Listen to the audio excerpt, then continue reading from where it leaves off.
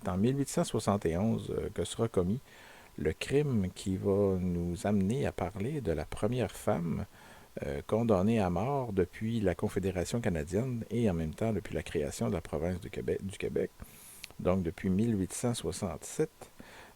Cette femme-là s'appelait Mary McGaw. Elle serait née à l'île Verte et de ce qu'on dit d'elle, elle avait un certain, apparemment, elle n'a pas été gâtée par la nature, c'est ce qu'on disait, et elle accusait aussi un certain retard mental. Par contre, elle avait un talent certain pour prendre soin des enfants, du moins c'est ce qu'on dit. En 1870, Mary McGaw a été engagée par la famille de Villiers, qui, gérait une ferme assez importante dans le coin de Kakuna, donc près de l'île Verte. Et malgré que le fait que la famille de Villiers connaissait le retard mental de la petite Mary, ils l'ont quand même engagée, justement, parce qu'elle avait un talent pour prendre soin des enfants. Et, comme on l'aura compris, évidemment, c'était principalement pour prendre soin de l'enfant de la famille de Villiers, la petite Clara. Bon, tout semble bien se passer durant plusieurs mois, mais le 21 mai 1871, la petite Clara tombe soudainement malade et au point de faire des convulsions. Bon, évidemment, parce que la petite Clara était malade, le docteur est venu la visiter, mais lui ne s'est pas inquiété de sa situation. Il a prescrit certains médicaments et il est retourné chez lui. Mais pendant ce temps-là, apparemment que la petite Mary, qui s'occupait de l'enfant, donc malade maintenant, s'est impatientée du fait de cette maladie-là et elle a décidé de lui administrer elle-même, apparemment, du phosphore, c'est ce qu'on comprend, et elle aurait profité pour lui administrer ce poison pendant que les parents de Villiers étaient à travailler au jardin. Donc, ça laisse entendre que peut-être, parce qu'elle agissait en l'absence des parents de Villiers, qu'elle était consciente que ce qu'elle faisait n'était pas nécessairement très bien. Évidemment, la santé du bébé s'est aggravée.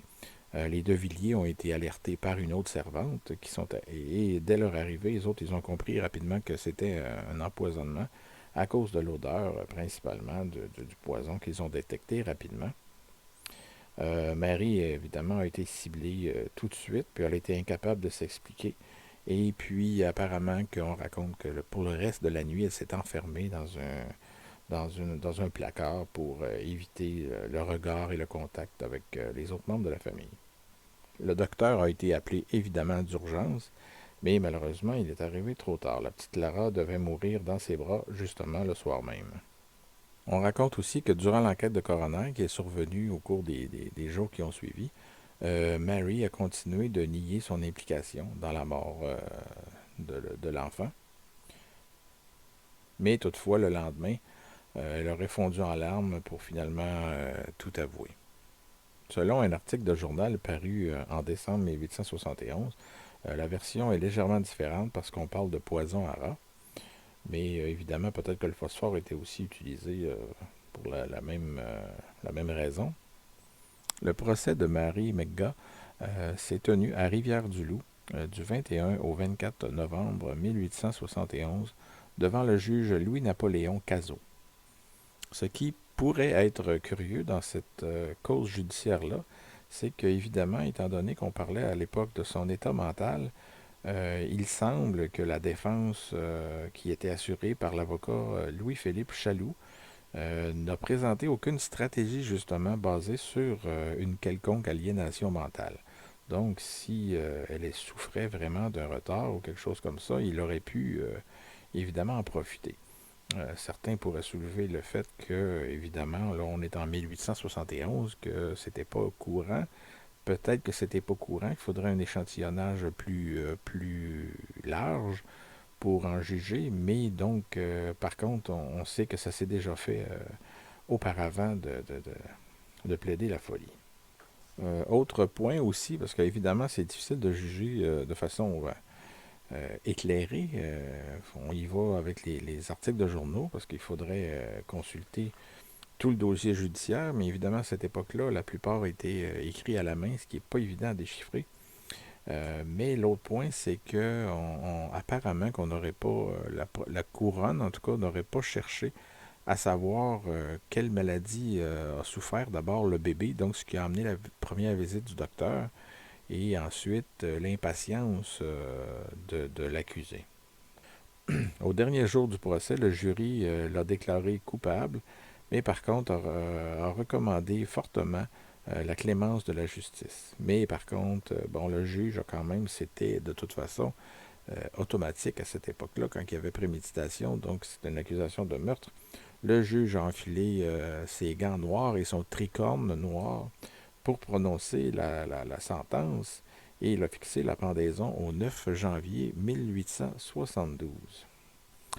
Rapidement, des gens se sont mobilisés pour prendre la défense de la petite Mary. Et on a signé une pétition et tout ça qui a fait boule de neige, si bien que le 1er janvier 1872, donc quelques jours, une semaine environ avant la date prévue pour l'exécution, on a fini par convaincre les autorités de commuer la sentence en peine d'emprisonnement. Donc, par conséquent, Mary a été envoyée au pénitencier de Kingston, en Ontario, plutôt que sur l'échafaud. Selon un auteur, elle aurait purgé seulement 7 ans de prison avant de se mériter un pardon en septembre 1879.